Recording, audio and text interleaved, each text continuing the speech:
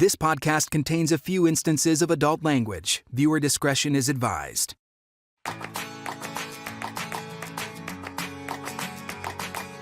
Hello there, cats and kitties. So glad you're with us for this edition of Florida's Fourth Estate. He deserves better than that. No. Just no. You start all over. You're not going to do that to him. No, we're going to do it. We're going to do this today. We're Tiger Kinging it up. I'm Matt Austin. We've got Ginger Gadsden here for another Zoom edition of our podcast. How's it going, Gigi? It's doing really. I'm going okay. Going okay. I'm doing okay. You threw me with the Carol Baskin and the Tiger King reference. That is terrible. So no, I'm great. I'm great. You know, I always think of you as my own personal Carol Baskin, Ginger. Wow. Yeah. Holy cow. You know, that just happened. Well, and that sums up our relationship. That's it. Pretty well. So we've got a pretty interesting guest for you today. Gigi and I, we're thinking, especially last weekend as of this taping, was Easter. And it was a big change for people of faith having to do your Easter service, kind of like we're doing this interview right here. So we brought in a guy who is leading one of the fastest growing churches in America. He is really a pretty impressive communicator. I watch him all the time because, just to show my bias, he is the pastor of my church. So Justin Daly from Action Church, welcome. Come on, talking church and Tiger. It sounds like an We are going to be asking for some forgiveness after this. We're going to pray at some point. For sure, we need all of it we can get. Yes. Well, let's just start off by asking you, I know it's been a weird time. I'm kind of curious as to the people, because you're still, I'm sure your churches are still counseling people and probably dealing with more anxiety than ever. I'm curious, what portion of what people are dealing with right now are they coming to you guys and they're worried about or anxious about? Yeah, I think, we have a great kind of case study, if you will, in our church of thousands of people. So we've got people that have lost jobs, been furloughed from jobs, in need of food. If you've got kids in need of schools to be back open because they're just tired of homeschooling the kids. I mean, come on. I just love for the kids to go outside a little bit more. But yeah, all of the I think everything is just, what stress does is it exposes things. It's kind of a multiplier. And so what I've seen in our church is that whatever they were struggling with before, whatever they would have been anxious about before, is really just multiplied in this season of uncertainty and really not knowing when we get back to a normal or a new normal or even what normal looks like. Mm-hmm. Yeah, what has it been like to try to adjust logistically as far as doing a service? Like, your whole job is to get huge groups of people into one room and get them excited about God. Well, a part of that is impossible right now. No, that is, what do you do in a church when you can't gather? I feel like what God is doing through our church and maybe even in businesses is creativity comes the best when you're forced to have limited resources. We say we're put in a box. You got to be really, really creative. And so I think our church, we're doing more than ever before. We've given away more food, helped more people. We reached about 40,000 people just online last week through our broadcast. And so we're actually reaching more people than we could ever fit in our buildings. And so what we saw is really scary at the beginning. Now we're forced to be creative. So putting content out online, connecting people through Zoom and Facebook and phone calls. We're having to do it different, but what we're seeing is we're able to actually help more people in the process. But do you feel like it is something that is a great opportunity because, sometimes you don't know who you are until you're tested. And I feel like this is testing a lot of people. And at the core of what you do and what you represent is now, I feel like in times of adversity, you find out who people really are and what they stand for. So I feel like this might be bringing you guys out to bloom into what you really stand for.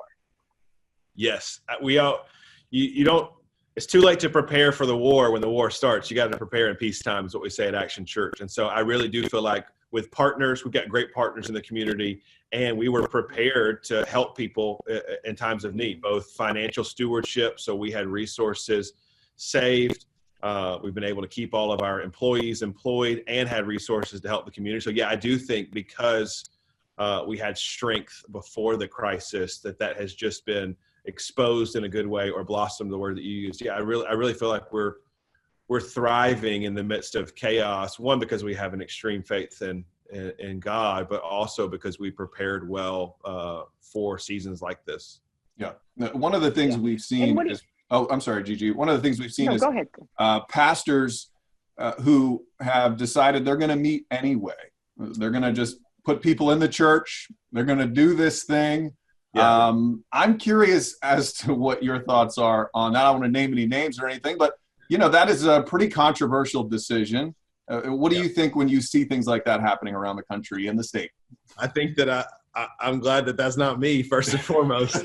I don't really want to go to prison, but I think I see where they're coming from. Let me just say I see both sides. We do serve a God of faith, and the Bible is clear that we should not be fearful in any circumstance. Just to be honest, though, I think it's misguided for two reasons. One, it also gives us a spirit of wisdom, and wisdom would say that gathering in mass is not smart. And secondly, how can we help a world that we're trying to reach if we become irrelevant? And when we don't follow not just local, state, but national and world guidelines of safety and science, I think that we become irrelevant a little bit to a world that we're really trying to win with our love for them and our love for the Lord. So two reasons. I get how they got there, but I really think, for lack of a better term, it's slightly irresponsible in this season, and puts us in a light as Christians that may not be the best in light of the world. Yeah, it's almost like God did not give you the spirit of fear, but he also gave you common sense. Yeah, I'm not very politically correct. I would say God didn't give me the spirit of fear, but he also didn't give me the spirit of stupid either. So I like that. I'm glad you that said should be it. on a I'm glad bumper you sticker. said it. Yeah. Or a t-shirt or something. So for people who are believers, what do you tell them in the midst of what we're seeing right now? Because, we deal with the daily headlines, and from the inside, it looks terrible. It feels terrible when we have to say it out loud. People are losing their jobs. We just got an unemployment number out today, and people are losing their jobs, and it just keeps multiplying. And, so when people are saying, okay, I'm relying on you, God, but why aren't you coming in and stepping in and taking this away? You created it, so take it away, make it go away. Why should I have to lose everything before I learn a lesson? Yeah. I think what we're seeing, I think the world is feeling what Christians knew all along, that we're not in control, and that death is imminent. Like everybody lives and everybody dies. And I really think it's time for the church to really live out its call, because people are searching, why is this happening? What is the answer? They realize that life has an end date, and that they're not in control as they thought they were. This has proven to the whole world, regardless of how wealthy you are, secure you are, your business, that you're not ultimately in control of everything. And that's tough to handle if you're not a person of faith. And I really think that that the gospel that we preach and the lives that we live are now able to be exemplified even more. So I would say to them that they're just realizing what we knew all along, that there's something much bigger going on. We think and we know that it's God's plan. And that the Bible's really clear that God just has a different way of doing things than we do. And I've learned as a young kid that God's way better at being God than I am. So when I don't understand, I don't question a lot of what God does, because I would be a really terrible God. And so I just have faith that he's gonna work it out, and I'm gonna trust him, and I'm gonna love him, and I'm gonna love people in the process, and just hopefully give as much grace and ask for as much grace as I can receive. Yeah. And you're going to have some big decisions coming up, I would imagine, as they start to open society back up, and as people start to go back to churches. You're going to have to decide what to do and in which ways you're going to have people. I'm curious as to what kind of meetings and what kind of logistics you guys are figuring out as people do begin to gather maybe in the next couple of months. Yeah, that's the craziest thing, is how many hours we're spending talking about what ifs. Like, you know, our church is a fast growing, large church. It impacts a lot of people. And so we really take it seriously to protect our people, but also stay on mission. And so we're just, we're going to follow all the safety guidelines. We're going to get back in small groups as fast as we can. We know that it'll probably be a slow moving process back. And so we're just going to be as creative as we can with getting people together, small groups, medium-sized groups, and just trying to be as safe as we can, and just not rush it. With technology, the beauty of it is this happened in 2020, and that we're still able to do, honestly, our complete mission, not the way we'd want to do it, but we're not in a hurry to get back. I think I'd say it like this. We're not in a hurry to get back to normal. We're trying to find what the new normal of helping people is in the new modern times. But we are talking about what all that looks like. We're joking around here. We'll just follow Disney. Disney a good plan. Yeah, if Disney opens, we're opening. So.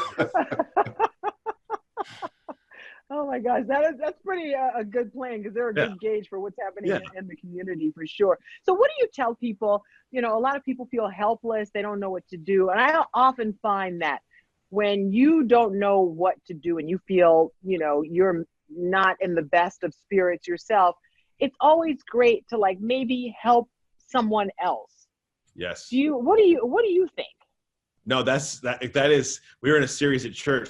That's exactly what Jesus did. That is the model. He's hanging on the cross and he looks over to the criminals and he helps one of them settle eternity. And in the very next statement, he looks down at his mom and his best friend, John, and tells them to take care of each other. And so Jesus modeled both taking care of people that you don't know, which is what we're doing by feeding and helping, and then taking care of those closest to you. It really does. Your own perspective oftentimes is a prison that you create for yourself and live in. When you can broaden your perspective, or when you can take your perspective off of your own problems and help and serve somebody else, you just feel better. That's not even just a spiritual concept. That's just a concept in the world, that when you take your eyes off of you and onto other people, you don't notice or focus on your pain near as much. So that is a principle of Action Church, but I think a principle that just the world would feel better if they lived by. Yeah, it's a very good point. Get the little message in the Florida's Fourth Estate podcast. I like this. I have a question for you too. It is. It's really good. I'm not a preacher. All I can do is preach. I'm not real smart. I like it. Now, one thing I do want to ask you about too, in tough financial times, I know one of the first things people do when they're looking at that bank account statement is, all right, well, things are tight. Maybe I'm going to take the tithe off of the church or give into the church or charity. So how do churches deal with that? You know, I'm not trying to get numbers or anything out of you, but how do churches deal with that? Because I would imagine that is a real significant issue. It really is. I think we talked about it earlier, that if you were prepared for this crisis, I feel like Dave Ramsey could just say, "I told you so" to the whole world right now. Like that's what I think. Like, you didn't have 6 months. I told you a crisis was coming. Like, this is the emergency fund. But I think personally, and churches and businesses are being both they're growing in this season or sustaining in this season by how they prepared. So I think the church is no different. Churches that were not prepared, not living with margin, are really going to struggle. And if you were not partnered in the community with helping people, if you were a church that, hey, just come gather here on Sunday and let's just kind of take care of the church members, but you're not reaching, you're not helping, you're not serving, well, then people will say, I could stop giving because we're not meeting. But we've always been a church about serving the community, and we're serving the community like never before. So what we're hearing around the country and what we're seeing at Action Church is giving is as good or better than ever, because we're able to still continue to help people. So I think it's the same.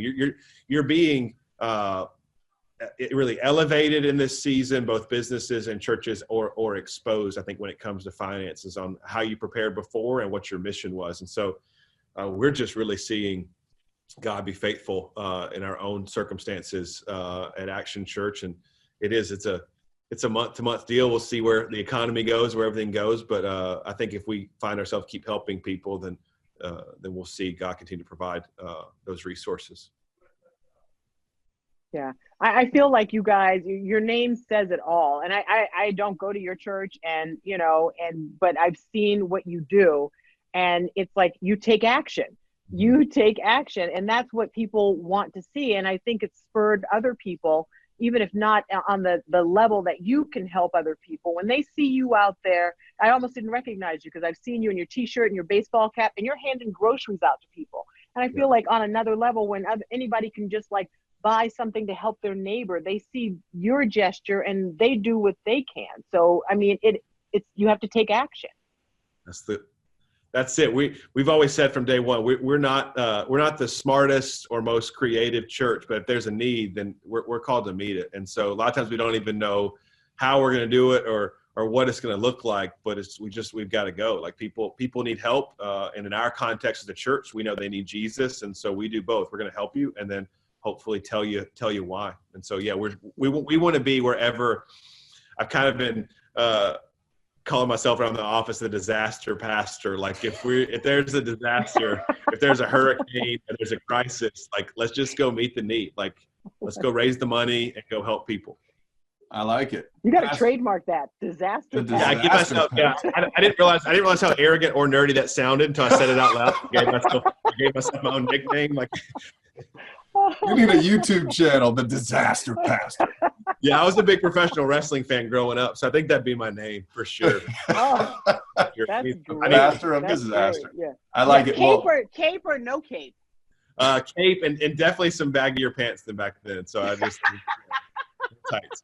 Hey, one thing I do want to say, we have to have Pastor Justin back on because we do a hate mail section. And I know just from listening to your services, you get a lot of hate mail on the tight pants. I get a lot of hate mail on tight pants. I get a lot of hate mail in general. I would love to share both the comments and my responses. That would actually be a dream come true. Okay, that's for sure going to happen because you know what? All my hate mail is tight suits. Everybody, all the little old people think my suits are too tight. I had to swear them off. They don't understand fashion, Matt. I mean, they need to get out a little more. Pick up a GQ magazine, guys. Come on. Yeah. We're trying here. Yeah, we're just trying to be relevant. Oh, jeez. I wasn't ready for any of this today. You started with Tiger King and you're ending with tight pants. So good. That's actually gonna be how we're gonna reshare this and say Tiger King and tight pants. Join us. Should go well. Well, this has gone off the rails just like I hoped it would.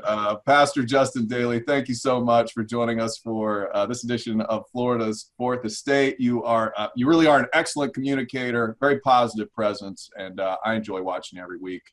And Ginger Gadsden, I enjoy hanging out with you every week too. I enjoy hanging out with you, and it was so nice to meet you, although be it through Zoom this way. But I enjoy your message and what you have done in this community to inspire and help others. And I sincerely mean that. Thank you. Thank you. Thanks for all you do. Thanks for having me on. It was a blast. All right. Our pleasure. We'll see you again next week for another edition of Florida's Fourth Estate.